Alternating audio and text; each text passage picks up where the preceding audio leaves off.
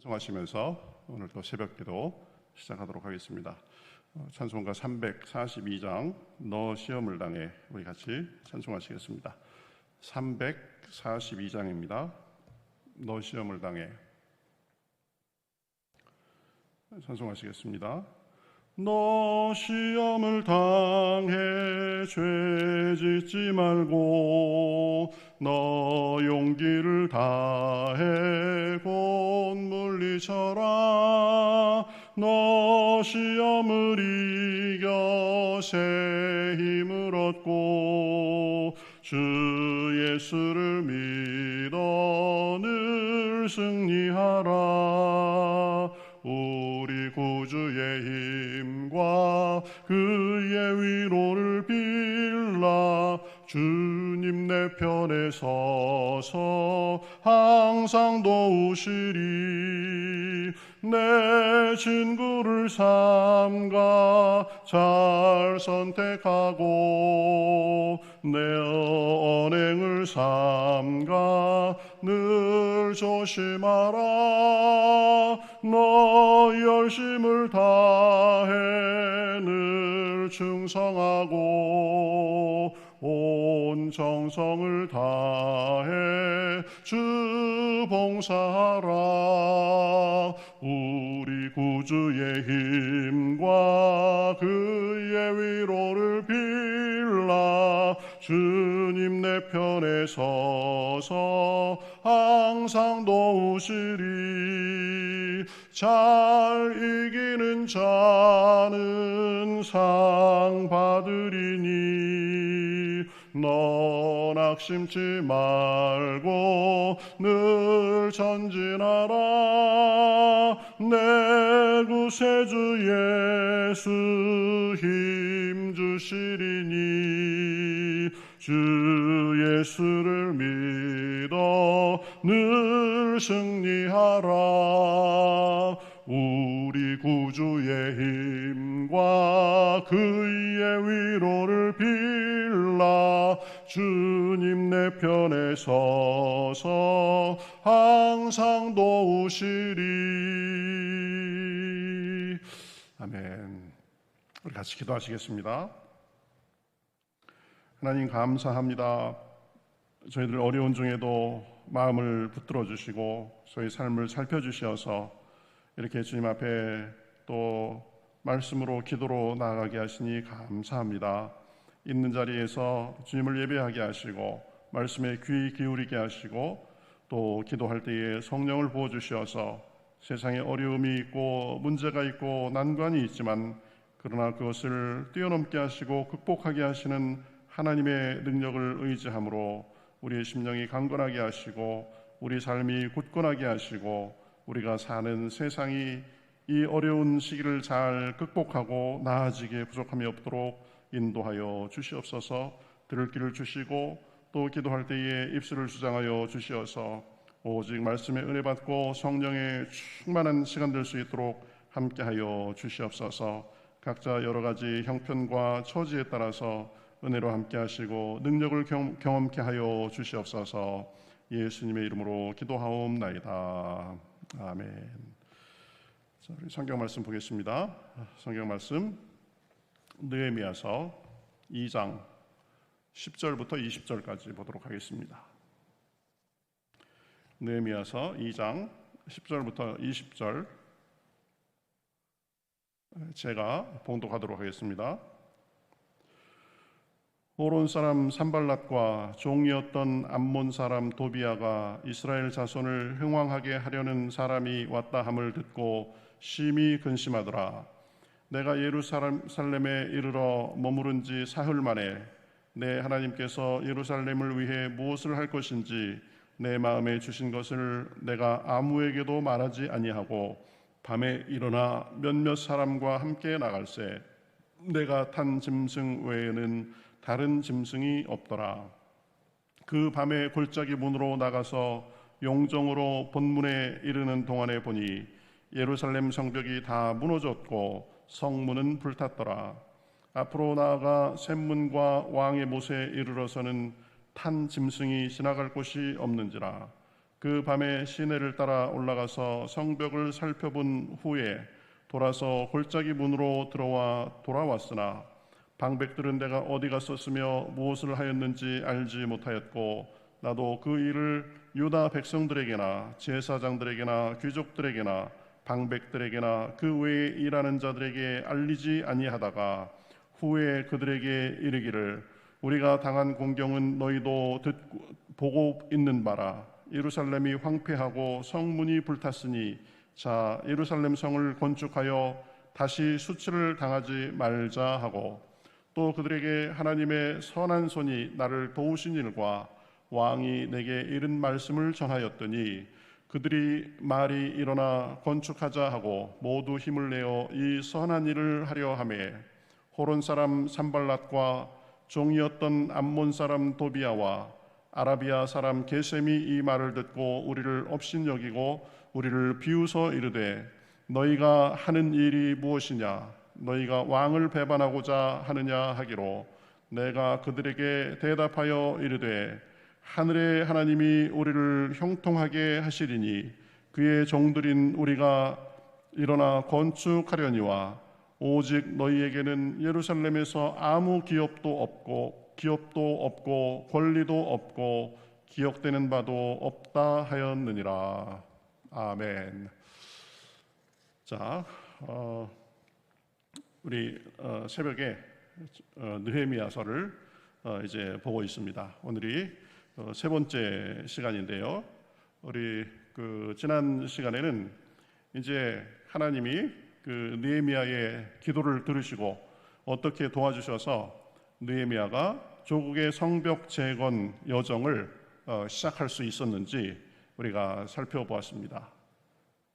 하나님께서 왕의 마음을 움직여 주셔서 느헤미야가 구하는 여러 가지를 왕이 들어주고 그래서 왕의 은혜를 입도록 한 거죠.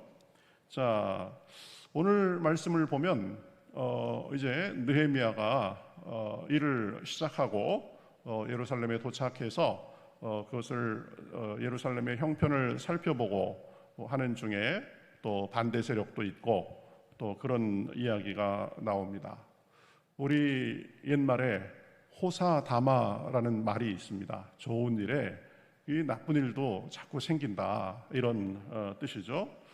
우리 교회에서 또 이 하나님의 일을 하다 보면 성령의 역사가 강할 때 보면 그 성령의 역사를 방해하는 그 악령의 역사도 있는 것을 우리가 압니다. 그래서 영적으로 아주 성령께서 크게 역사하실 때 우리가 그것을 누리고 즐거워하고 하지만 한편으로는 악한 영이 역사할 수도 있다라는 것을 대비하고 또 영적으로 그 부분에 대해서도 무장하고 신경 쓰고 이렇게 됩니다. 오늘 말씀을 보면 그러한 점을 우리가 알 수 있습니다. 하나님의 도우심 속에서 진행되는 일에도 분명히 그것을 시기 질투하고 방해하는 그런 세력과 그런 사람이 있다라는 것입니다. 10절에 보면 이렇게 말씀합니다. 호론 사람 산발랏과 종이었던 암몬 사람 도비아가 이스라엘 자손을 흥왕하게 하려는 사람이 왔다 함을 듣고 심히 근심하더라 이렇게 말합니다. 이제 느헤미야가 와가지고 이스라엘의 이제 예루살렘의 성벽을 쌓고 그래서 이 예루살렘에 사는 사람들이 흥왕하게 됐다, 잘 되게 됐다. 그러니까 어떻게 보면 사촌이 땅을 사면 배가 아픈 거죠. 이웃 나라 사람이 즉 사람들이 잘 되려고 한다. 그러니까 그것을 방해하고 마음에 보면 심히 근심하더라. 아주 신경을 많이 썼다 이런 거죠. 이 산발랏은 당시 북이스라엘의 수도였던 사마리아의 총독이었습니다. 이 산발랏이 살고 있던 그 산발랏의 출신으로 언급되는 호로는 예루살렘에서 불과 20km 정도밖에 떨어지지 않은 사실은 예루살렘에서 가까이 있는 사람이었죠. 이 산발랏은 느헤미야가 와서 예루살렘 사람들이 이제 흥왕하게 됐다 그러니까 걱정할 뿐만 아니라 뒤에 보면은 성전 건축을 집요하게 방해합니다. 말로써 또 여러 가지 위협하고 이 그래도 통하지 않자 느헤미야와 회담을 제안합니다. 우리가 넓은 평지에서 서로 만나서 이 얘기하자.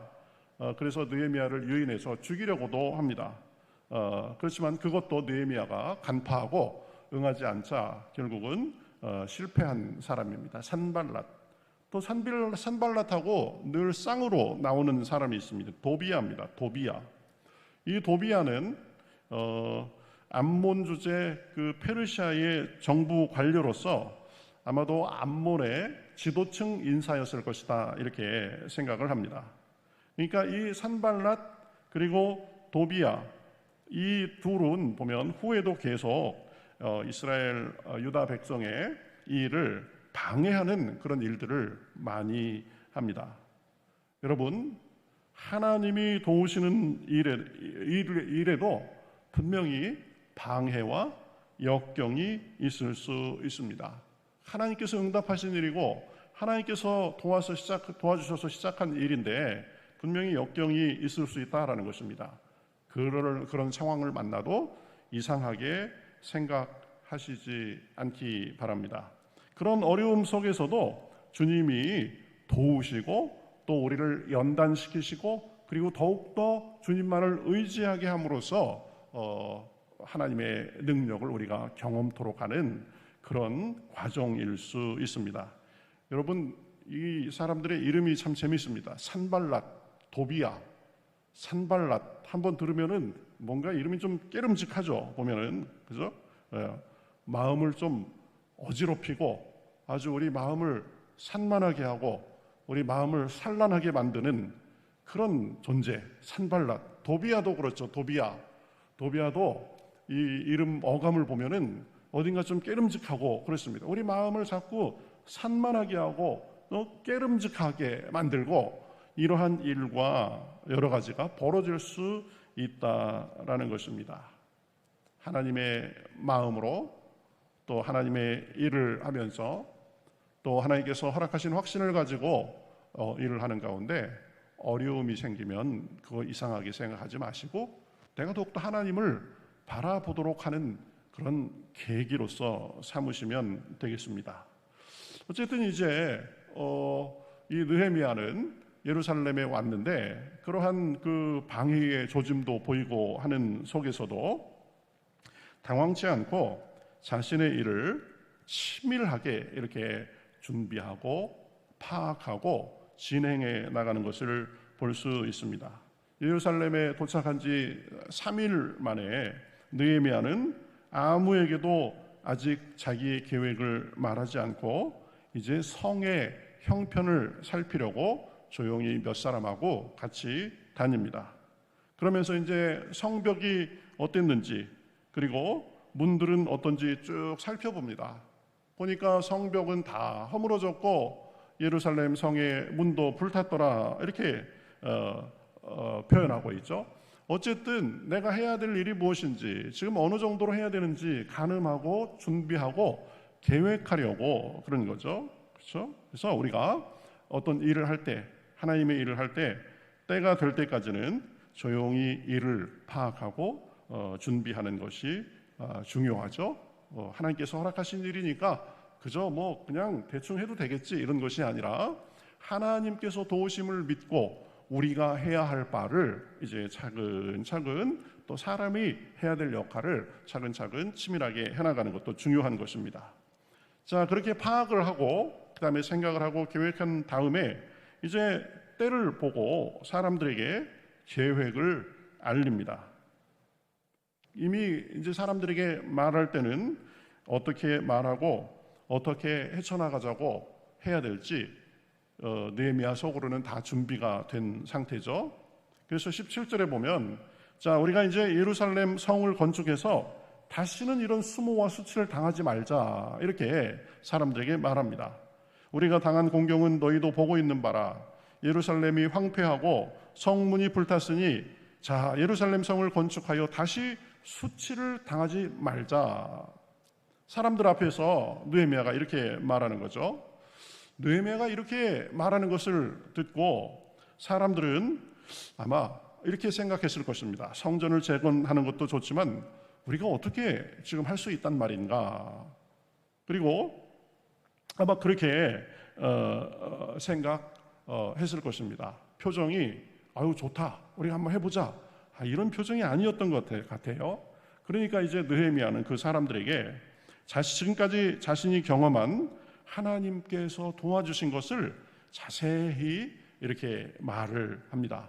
우리가 지난 시간에 살펴봤듯이 무너진 조국의 현실을 듣고 마음속에 근심이 있어서 그것이 얼굴에 수심으로 나타났는데, 보면 왕이 물어보고, 그래서 이런 상황 때문에 그렇습니다. 그러니까 왕이 거기에 대해서 역정을 내기보다 어떻게 도와주면 되겠느냐, 내가 무엇을 하기를 원하느냐, 이렇게 물어봐서 제가 가가지고 성벽을 재건하고 싶습니다.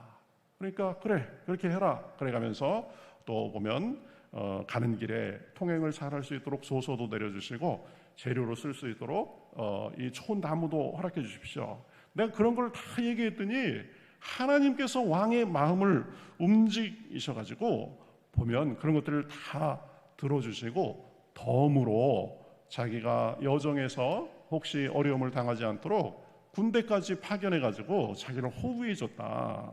이런 것들을 다 사람들에게 말을 한 거죠. 그러니까 이제 사람들이 동조하기 시작합니다. 여러분, 우리가 도전되는 그런 일을 만나고 또 어려운 상황을 만나고 역경을 만나는 순간에 보면 하나님께서 지금까지 우리를 어떻게 도와주셨는가, 하나님께서 지금까지 어떻게 역사하셨는가, 그것을 스스로 회상하고 기억하고 상기하고, 또 같이 사람들과 하고 할 때는 사람들과 그것을 나누고 하는 것이 중요합니다. 하나님께서 지금까지 우리를 모든 온갖 역경과 고난을 헤치고 나아올 수 있도록 해 주셨습니다. 지나고 보면 그때는 참 마음이 무너지는 것 같아서 아무 일도 할 수 없었을 때가 한두 번이 아니었었습니다. 야, 이제 여기까지가 끝인가 보다, 그렇게 절망적인 상황을 여러 번 만났습니다. 그러나 하나님께서 그때마다 힘 주시고 지혜 주시고 능력 주셔서 여기까지 오게 하셨다. 그러니까 지금 우리 앞에 있는 그 고난도 이길 수 있다, 이렇게 우리가 확신하고 이 일을 대할 수 있는 것입니다. 자, 이제 그래서 이 느헤미야의 말을 듣고 모든 사람이 동조합니다. 그들의 말이 일어나 건축하자 하고 모두 힘을 내어 이 선한 일을 하려 하매, 모든 사람들이 이제 흔쾌히 동조하면서 힘을 합하기로 했다라는 것입니다. 여러분, 방해 세력이 있고 어려움이 있어도 자신의 일을 차분하고 치밀하게 하나하나 최선을 다해서 해나가면 되는 것입니다. 자, 이렇게 이제 해 나가는데 이제 드디어 구체적인 그런 방해가 이제 생깁니다. 산발랏과 도비야, 그리고 한 사람이 더 붙었어요. 아라비아 사람 게셈. 이 사람은 아마 아라비아의 왕이었을 것이다, 이렇게 생각이 됩니다.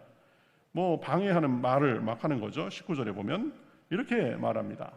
그들이 우리를 업신여기고 우리를 비웃어 이르되 너희가 하는 일이 무엇이냐, 너희가 왕을 배반하고자 하느냐.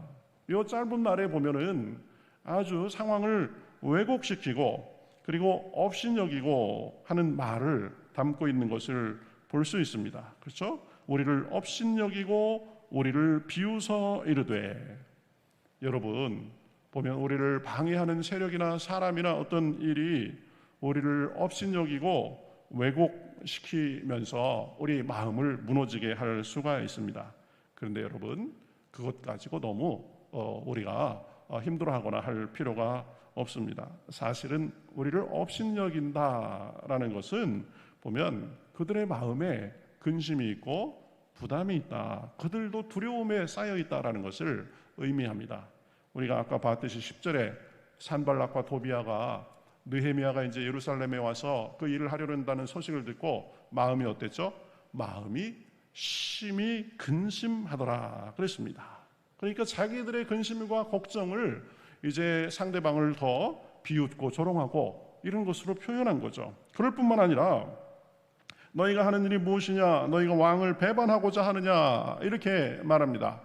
느헤미야는 왕을 배반하고자 하는 마음이 없었습니다. 그렇죠? 사실을 왜곡하는 거죠. 성벽 재건의 목적은 왕을 배반하고자 함이 아니었습니다.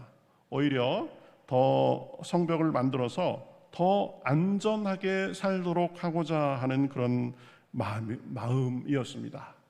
사실 자기 조국의 수도였던 예루살렘이 다 파괴가 되고 성벽도 무너지고 성문도 불타고라고 했으니까 그것을 온전하게 만들어서 거기 사는 사람들이 안전하게 살도록 하는 그런 마음이었죠. 옛날에는 성이 그 성에 사는 사람들을 지켜주는 역할을 했습니다. 성벽이 그래서 외적과 도적으로부터 사람들을 막아주는 그런 역할을 한 거죠. 그런데 이 산발락, 도비야, 게셈은 너희들이 지금 왕을 대적하려고 반란을 일으키려고 하는 거 아니냐라고 왜곡했던 것을 볼 수 있습니다. 여러분, 때로는 우리에게 방해하는 어떤 영적인 세력이나 그 어떤 것이 우리의 마음을 무너뜨리려고 비웃고 조롱하고 또 사실을 왜곡해가지고 막 우리에게 덮어 씌우고 해가면서 우리가 중심에 안정을 잃도록 하는 그런 일을 많이 겪을 수 있습니다. 여러분, 그럴 때 당황하지 마십시오. 상대방도 마음속으로 지금 근심하고 당황하고 있구나 생각하고 오히려 우리는 담대히 헤쳐나가면 되는 것입니다.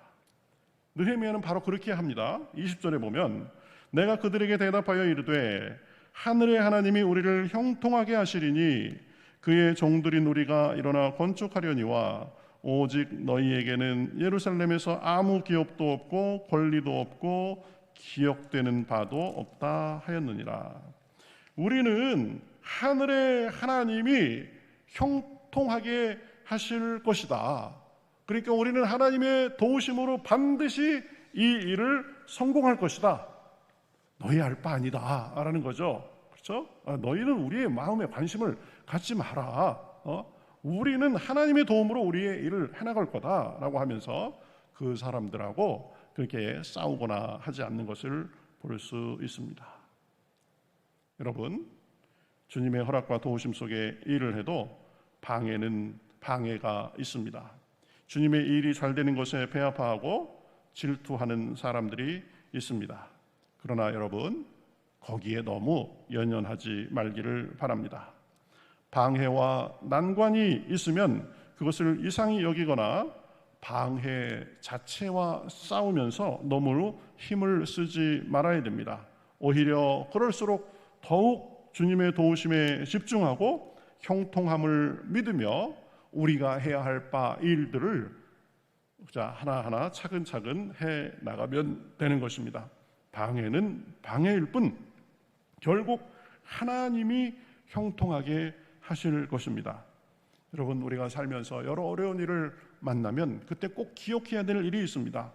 문제는 그 문제 자체보다 그것에 우리가 어떻게 반응하느냐에 따라서 그것이 진짜 문제가 될 수 있고 그것이 우리를 스스로를 한 단계 업그레이드 시키는 그런 계기가 될 수 있다라는 것입니다.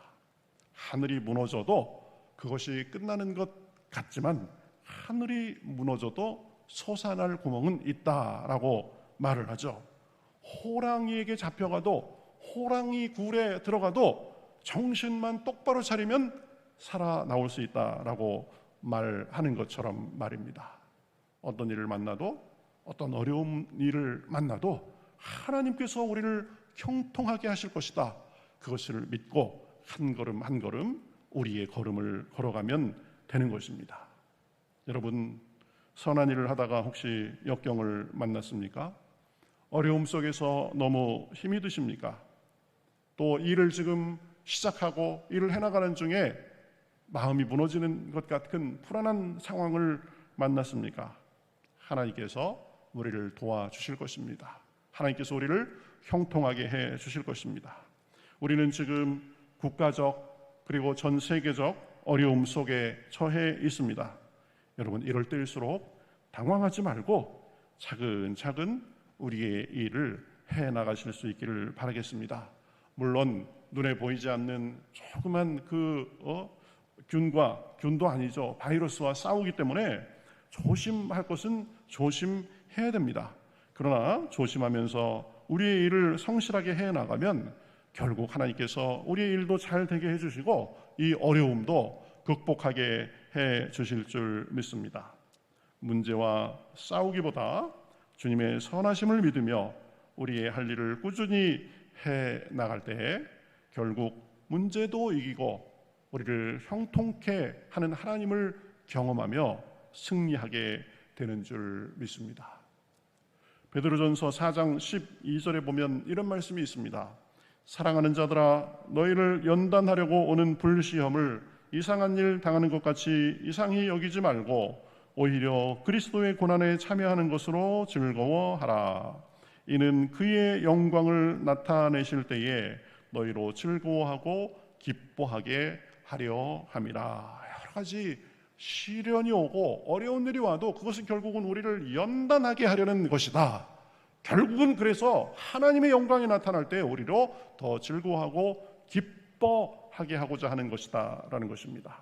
야고보서에서도 비슷한 말이 있습니다. 1장 2절에서 4절 보면 이렇게 말씀합니다. 내 형제들아, 너희가 여러 가지 시험을 당하거든 온전히 기쁘게 여기라. 이는 너희 믿음의 시련이 인내를 만들어내는 줄 너희가 알미라.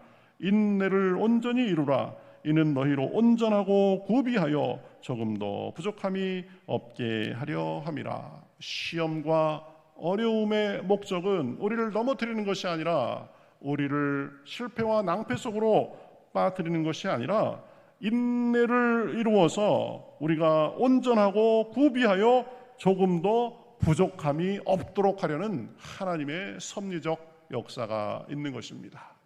개인적으로 어려움을 당할 수 있습니다. 가정에 어려움이 있을 수 있습니다.